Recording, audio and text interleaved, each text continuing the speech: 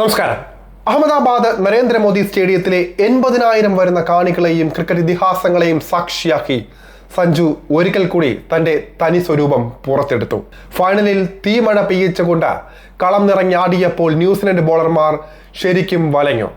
ഒരറ്റത്ത് അഭിഷേക് ശർമ്മയും മറുവശത്ത് സഞ്ജുവും കൂടി പവർ പ്ലേ ശരിക്കും മുതലാക്കിയപ്പോൾ പിറന്നത് 92 റൺസ്. വലുപ്പമേറിയ മോദി സ്റ്റേഡിയത്തിൽ പേസർമാരുടെ വേഗമേറിയ പന്തുകളെ തന്റെ കൈക്കരുത്തുകൂടി ഉപയോഗിച്ച് സഞ്ജു നേരിട്ടപ്പോൾ കിവീസ് അക്ഷരാർത്ഥത്തിൽ വെള്ളം കുടിച്ചു. ഓപ്പണറായി ഇറങ്ങിയ സഞ്ജു സാംസൺ സെഞ്ചുറി നേടുമെന്നാണ് എല്ലാവരും പ്രതീക്ഷിച്ചത്. എന്നാൽ 46 പന്തിൽ 89 റൺസ് എടുത്ത് സഞ്ജു പുറത്തായി. 5 4ഉം 8 6ഉം ഉൾപ്പെടെ 193.47 സ്ട്രൈക്ക് റേറ്റിലാണ് സഞ്ജു മിന്നിക്കുന്ന പ്രകടനം കാഴ്ചവെച്ചത്. മറുവശത്ത് അഭിഷേക് ശർമ്മയും ഹാഫ് സെഞ്ചുറി പ്രകടനം കൊണ്ട് ഇന്ത്യൻ ആരാധകരുടെ മനം കവർന്നു. ഓപ്പണിംഗിൽ അഭിഷേക് ശർമ്മയോടൊപ്പം 98 റൺസ് കൂട്ടുകെട്ടും രണ്ടാം വിക്കറ്റിൽ ഇഷാൻ കിഷനോടൊപ്പം സെഞ്ചുറി കൂട്ടുകെട്ടും സൃഷ്ടിച്ചാണ് സഞ്ജു മടങ്ങിയത്. സെഞ്ചുറി കൈവിട്ടു എങ്കിലും ചരിത്ര റെക്കോർഡുകളാണ് സഞ്ജുവിനെ തേടിയെത്തിയത്. തുടരെ 3 മത്സരങ്ങളിലും 50 റണ്ണിന് മുകളിൽ സ്കോർ ചെയ്ത സഞ്ജു വിരാട് കോഹ്ലിയുടെയും ഷാഹിദ് അഫ്രീദിയുടെയും റെക്കോർഡാണ് പഴങ്കഥയാക്കിയത്. ഒരു T20 ലോകകപ്പിലെ സെമി ഫൈനലിലും ഫൈനലിലും അർദ്ധ സെഞ്ചുറി തികയ്ക്കുന്ന 3ാമത്തെ താരം എന്ന റെക്കോർഡാണ് സഞ്ജു ഇപ്പോൾ സ്വന്തം കൈപ്പിടിയിൽ ഒതുക്കിയിരിക്കുന്നത്.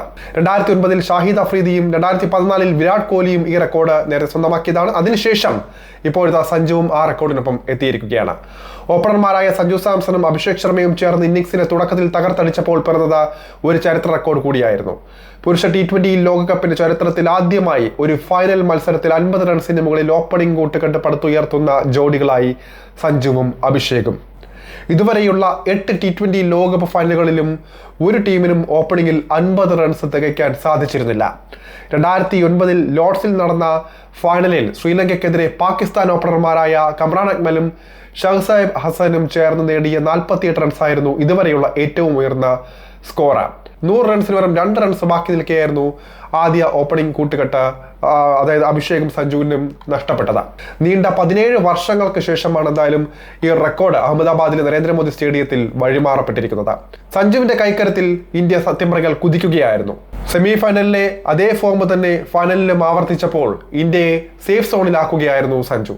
കിവീസ് ബോളർമാരെ നിലം തൊടിയിക്കാതെയായിരുന്നു സഞ്ജു ശിക്ഷിച്ചത്.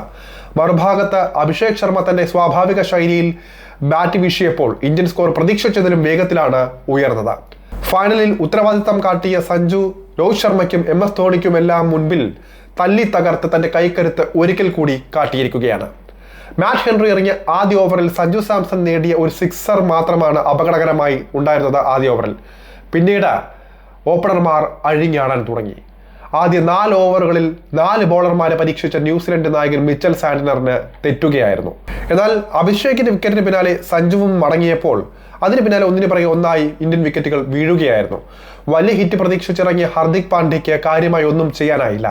പിന്നീടെത്തിയ സൂര്യകുമാർ യാദവിനും ഗ്രൗണ്ടിന്റെ വലുപ്പം മനസ്സിലാക്കാനാകാതെ ഷോട്ട് കളിച്ച് വിക്കറ്റ് കളയുകയായിരുന്നു. തിലക് വർമ്മയ്ക്കും കാര്യമായി ഒന്നും ചെയ്യാൻ സാധിച്ചില്ല.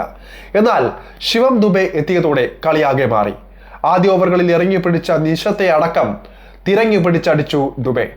സഞ്ജു ക്രീസിൽ നിൽക്കവേ ടീം ടോട്ടൽ 300 കടക്കുമെന്ന് പ്രതീക്ഷിച്ചതാണ്. ഇടയ്ക്ക് വെച്ച ഇഴഞ്ഞുപോയ ഇന്ത്യൻ ഇന്നിംഗ്സിനെ വീണ്ടും കൈപിടിച്ചു കയറ്റിയത് ദുബെ ആയിരുന്നു. ഈ ലോകകപ്പ് അവസാനിക്കുമ്പോൾ ഏറ്റവും കൂടുതൽ ചർച്ച ചെയ്യപ്പെട്ട താരം സഞ്ജു സാംസൺ തന്നെയാണ്. അതിന്റെ അംഗീകാരങ്ങളുമാണ് ഇപ്പോൾ ലഭിച്ചുകൊണ്ടിരിക്കുന്നത്. ഒരു ഘട്ടത്തിൽ ബെഞ്ചിൽ തളയ്ക്കപ്പെട്ട സഞ്ജുവിന്റെ ബലത്തിൽ ഇന്ത്യക്ക് കിരീടം ഉയർത്താൻ സാധിച്ചെങ്കിൽ അതൊരു നിയോഗം തന്നെയാണ്.